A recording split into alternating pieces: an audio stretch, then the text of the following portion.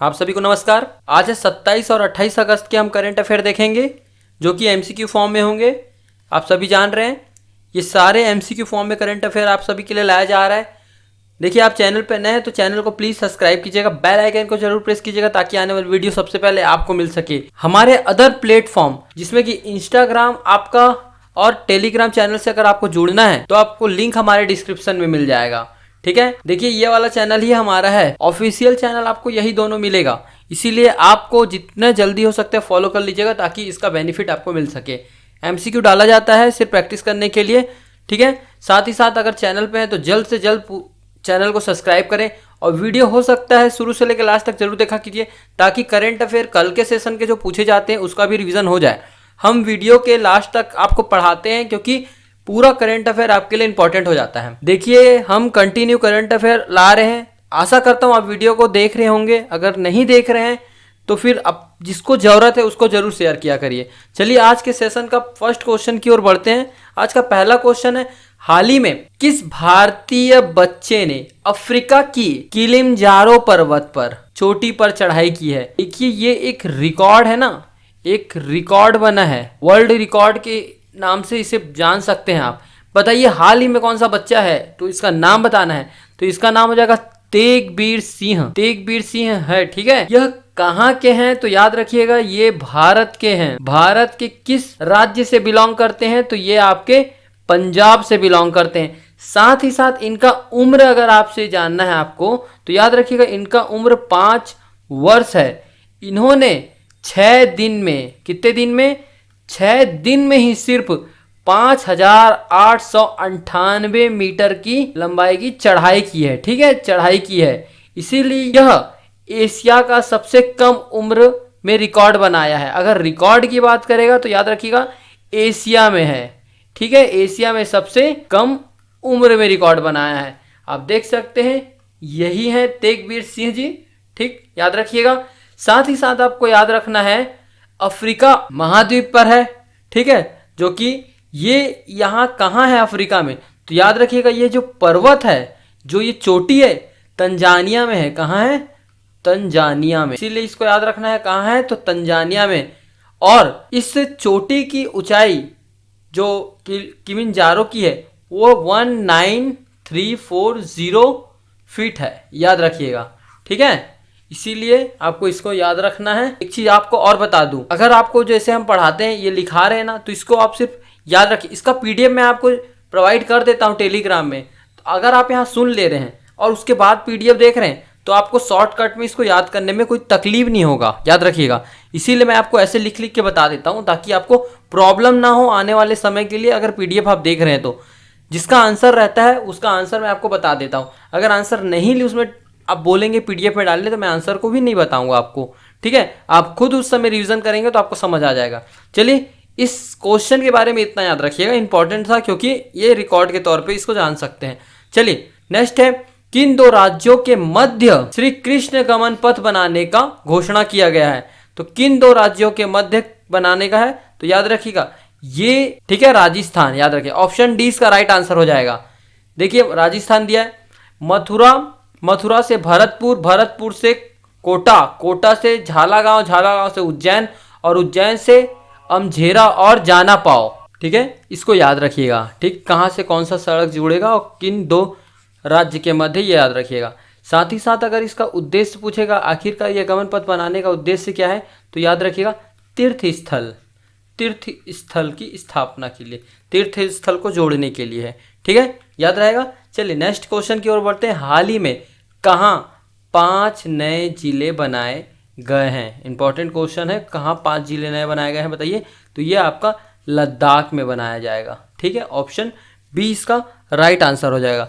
देखिए उसमें से 5 जो नए जिले हैं उनमें है नुब्रा, द्रास, साम, जास्कर और चांगथांग। याद रहेगा आपको, इसीलिए इसको याद रखिएगा। साथ ही साथ आपको इसमें से याद रखेगा लद्दाख जो है, लद्दाख में प्रसिद्ध क्या है तो इंपॉर्टेंट है पेंगोंग झील। पेंगोंग झील यहाँ प्रसिद्ध है। साथ ही साथ यहाँ नुब्रा घाटी भी है, नुब्रा घाटी है। और आपको याद रखना है लद्दाख का दूसरा नाम क्या है, अदर नाम से भी इसे जाना जाता है, तो याद रखिएगा खापा चान, इंपॉर्टेंट है, याद रखिएगा खापा चान। आखिरकार लद्दाख की स्थापना कब हुई है, तो स्थापना 31 अक्टूबर 2019 में। ये अलग से जब धारा हटा था उसके बाद इसकी स्थापना की गई थी, ठीक है, याद रखिएगा। अब पूछेगा लद्दाख के सीएम कौन है, तो लद्दाख के सीएम है नारायण राजू, याद रखिएगा नारायण राजू। और वहाँ के राज्यपाल अगर पूछेगा तो ये भी याद रखिए आप लोग, बीडी मिश्रा। इतना इंपॉर्टेंट है इस क्वेश्चन के बारे में याद रखना, ताकि आपसे अगर पूछे एग्जाम में कुछ भी तो आपको कंफ्यूज ना हो। यहाँ से इतना जीके के भी क्वेश्चन बनते थे, मैंने आपको बता दिया। चलिए आगे बढ़ते हैं। आगे क्वेश्चन है यूनिफाइड पेंशन स्कीम कब लागू की जाएगी। इंपॉर्टेंट है, कब लागू की जाएगी, तो याद रखिए ये 1 अप्रैल 2005 से लागू कर दिया जाएगा। आखिरकार यूनिफाइड जो पेंशन है वो है क्या, तो याद रखिएगा ये कर्मचारियों के लिए है। सबसे पहले किन के लिए है, कर्मचारियों के लिए है। 90 लाख कर्मचारी इसके फ़ायदेमंद रहेंगे, मतलब इसका फ़ायदा उठा सकते हैं, ठीक है, याद रखिए। साथ ही साथ जो 2004 डेट याद रखिएगा कि बाद वाले रिटायर है ना, उन सभी को फ़ायदा मिलेगा इसका। और जो इसमें 25 साल तक काम कर चुके हैं जिसके इसके अंतर्गत, उन्हें भी मिलेगा। और 10 साल से ज़्यादा वाले को, 10 साल से ज़्यादा वाले को भी पेंशन मिलेगा, ठीक है। इसके बारे में मैं थोड़ा आपको आगे बताता हूँ। देखिए जैसे कि लिखा है एकीकृत पेंशन योजना, जिसकी हम लोग यूपीएस के नाम से समझ सकते हैं, एकीकृत पेंशन योजना, ठीक है, स्कीम है। देखिए यहाँ लिखा है रिटायरमेंट के बाद औसतन मूलतः वेतन 50% निश्चित राशि मिलेगी। 50% राशि के लिए 25 साल की सेवा अनिवार्य है। अगर आपको इससे पूछेगा, जैसे कि यूनिफाइड पेंशन स्कीम के बारे में पूछेगा कोई भी एग्ज़ाम में, तो ऑप्शनल के नाम पे, ऑप्शन के नाम पे देगा, ABC करके देगा ही ज़रूर। तो इसीलिए कुछ फैक्ट हैं, इसको ध्यान से याद रखिएगा, ध्यान से देखिएगा। सरकारी कर्मियों को न्यूनतम पेंशन कितना जाएगा, 10,000 रुपये, ठीक है। देखिए कुछ पढ़ लीजिए। केंद्र सरकार की एक नई योजना के ऐलान किया है जिसका नाम यूनिफाइड पेंशन स्कीम है। इस योजना के तहत अगर किसी सरकारी कर्मचारी ने न्यूनतम 25 साल तक काम किया है तो रिटायरमेंट के पहले नौकरी के आखिरी 12 महीने के एवरेज बेसिक पे 50% के पेंशन के रूप में उसे मिलेगा। साथ ही साथ याद रखिएगा, इसके साथ अगर किसी कर्मचारी की मौत हो जाती है, ठीक है, मौत होने पे देखिए उसके परिवार को कर्मचारी की मौत के वक्त तक मिलने वाली पेंशन 60% तक मिलेगा। अगर कोई कर्मचारी 10 साल के बाद नौकरी छोड़ देता है तो उसे 10,000 रुपये पेंशन मिलेगा। यूपीएस के उद्देश्य सरकारी कर्मचारी सुनिश्चित पेंशन, परिवार पेंशन सुनिश्चित न्यूनतम पेंशन प्रदान करना है, ठीक है। कब स्टार्ट हुआ है, तो इसका डेट इंपॉर्टेंट है, इसलिए आपको याद रखना है 1 अप्रैल 2025 को ये देश भर में लागू हो जाएगा। इतना इंपॉर्टेंट है, इसलिए इसको याद रखिएगा। चलिए नेक्स्ट, आज के सेशन का लास्ट क्वेश्चन देखेंगे, फिर उसके बाद कल के क्वेश्चन का रिवीजन कर लेंगे।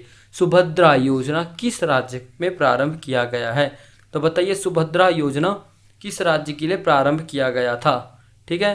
राजस्थान है, मध्य प्रदेश, छत्तीसगढ़, यहाँ पे आपका गलत लिखा गया है जो कि ओडिशा लिखाएगा, ठीक है।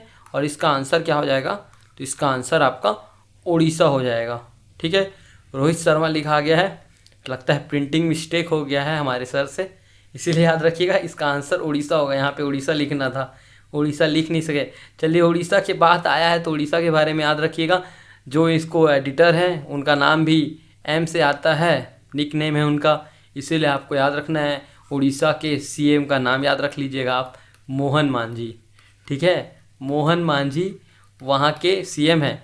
देखिए जो इसका उद्देश्य है किसका, तो सुभद्रा योजना का ना कि मेरे दोस्त का, सुभद्रा योजना का याद रखिएगा। आखिरकार उद्देश्य क्या है, तो याद रखिएगा 1 करोड़ जो वहाँ महिला है ना, अधिक महिला है, उसको सशक्तिकरण करना है।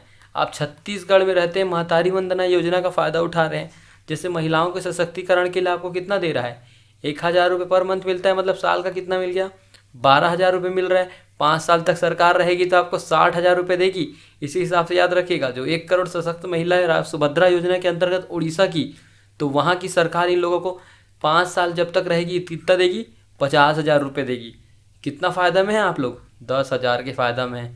तो सोचिए, वहाँ भी बीजेपी की सरकार है, यहाँ भी बीजेपी की सरकार है, आखिरकार आपको फ़ायदा मिल रहा है ना। वहाँ की जनसंख्या अधिक है हमारे से, फिर भी इसीलिए वहाँ 50,000 रुपये है। वहाँ की आबादी देखिए, हमारे में उनके में 1 करोड़ सशक्त महिलाएं, हमारे में 77 लाख तक महिलाओं को दिया जा रहा है। ठीक है, ये चीज़ याद रखिए, 70 लाख से अप है, ऊपर है। ठीक, याद रखिएगा। हमारे में जो सेम था ना महतारी वंदना योजना के अंतर्गत उम्र वाला, सेम इसमें भी वही आता है। उम्र कितना रहेगा, 21 वर्ष से लेके 60 वर्ष तक। इंपॉर्टेंट है, इसलिए इसको आपको याद रखना है।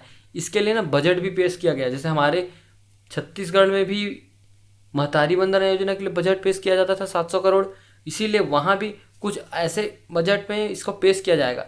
इसके लिए कितना करोड़ रुपए घोषित किया गया पता है, 55825 CR, इतना याद रखिएगा। 55,825 करोड़ रुपए। ठीक है, बजट में इसको पेश किया गया है, सुभद्रा योजना, इसलिए इंपॉर्टेंट हो जाता है, याद रखिएगा। अगर एग्जाम में आपसे यहाँ से क्वेश्चन पूछेगा तो ये योजना कहाँ चालू हुआ है इसलिए पूछ सकता है। चलिए, आज के क्वेश्चन हमने देखा, अब कल के क्वेश्चन के रिवीजन कुछ कर लेते हैं। 26 तारीख के जो क्वेश्चन होंगे, चलिए देखते हैं। हाल ही में छत्तीसगढ़ के किन्हें साहित्य अकादमी का क्षेत्र में 72 सदस्यता प्रदान हुई थी, जैसे कि मैंने आपको बताया था किसे हुआ है, तो विनोद कुमार शुक्ला जी को। राजिम पुल्ली मेला का नाम बदलकर फिर से क्या किया गया है, तो राजिम कुंभ कल्प कर दिया गया है। पीपुल फॉर पीपल अभियान कहाँ चालू किया गया है, तो नवा रायपुर में चालू किया गया है। छत्तीसगढ़ के प्रमुख लोकयुक्त किन्हें नियुक्त किया गया है, तो इंदर सिंह उबो वेजा को किया गया है। हाल ही में भारतीय इंडिया टीम के किस खिलाड़ी ने इंटरनेशनल क्रिकेट से संन्यास की घोषणा की है, तो किसने की है, ये शिखर धवन जी ने किया। भारत में पहला रीयूजेबल हाइब्रिड रॉकेट कहाँ लॉन्च किया गया है, तो ये कहाँ से लॉन्च किया गया था, चेन्नई से लॉन्च किया गया था मोबाइल द्वारा। ठीक है, और चंद्रयान 4 इसरो द्वारा कब लॉन्च किया जाएगा, तो ये 2027 में लॉन्च किया जाएगा। आज के सेशन और कल के कुछ महत्वपूर्ण क्वेश्चन के करंट अफेयर के हमने 26 तारीख के रिवीजन कर लिए हैं। आशा करता हूँ आपको वीडियो पसंद आया। वीडियो पसंद आएगा तो लाइक करें, सब्सक्राइब करें, बेल आइकन को जरूर प्रेस करें ताकि आने वाले वीडियो सबसे पहले आपको मिले। और याद रखिएगा, कुछ भी कन्फ्यूजन रहता है तो कमेंट में जरूर पूछा करिए। मिलते हैं नेक्स्ट वीडियो में, तब तक के लिए जय हिंद, जय भारत, जय छत्तीसगढ़।